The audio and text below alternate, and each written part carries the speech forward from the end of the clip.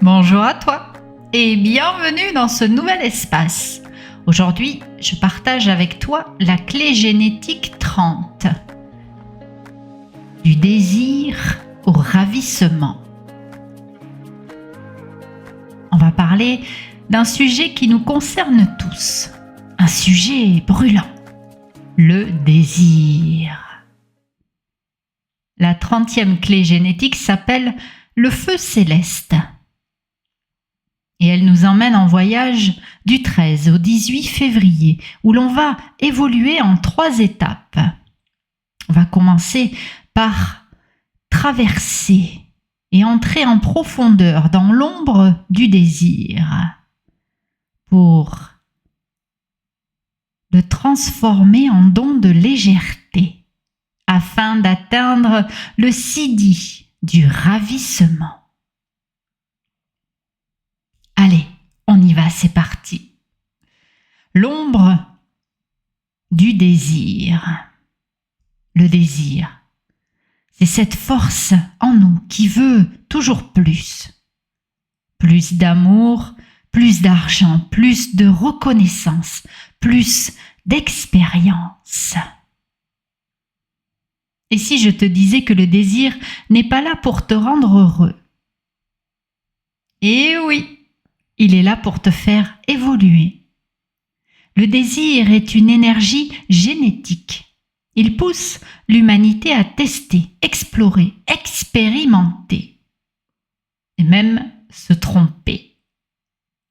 Ce n'est pas personnel, c'est évolutif. Le problème n'est pas le désir. Le problème, c'est ce qu'on en fait. On fait souvent 2 choses. Soit on le refoule, on devient sérieux, rigide, moraliste, on éteint le feu intérieur. Soit on le poursuit sans limite, on veut tout vivre, tout goûter, et on finit complètement épuisé. Dans les 2 cas, on est pris au piège, parce que le désir fonctionne toujours en boucle. Tu obtiens quelque chose, tu ressens du plaisir, et quelques jours plus tard, le vide revient. Ça, c'est l'ombre. Le don de la légèreté.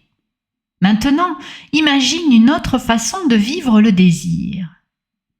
Pas en le bloquant, pas en le poursuivant, mais en le ressentant avec légèreté. La légèreté, ce n'est pas fuir la vie, ce n'est pas être insensible. C'est comprendre que le désir est une vague. Elle monte, elle te traverse et elle redescend. Et toi, tu restes. Tu peux avoir un désir, le ressentir pleinement, sans croire qu'il détient la clé de ton bonheur. C'est là quelque chose qui change. Tu commences à rire un peu plus de toi, de tes attentes, de tes drames intérieurs. Et soudain, la pression tombe. La vie devient plus fluide. Le feu brûle, mais il ne te consume plus. Le siddhi du ravissement. Et puis il y a le sommet, le ravissement. Ce n'est pas une excitation, ce n'est pas une euphorie artificielle. C'est un état de joie profonde, stable, rayonnante. Tu n'as plus besoin que tes désirs soient comblés pour te sentir vivant. La joie vient simplement de l'intérieur. Le feu du désir devient feu de félicité. Tu comprends que la vie n'est pas un problème à résoudre, mais une expérience à traverser. Et tu finis par te laisser porter par la vie.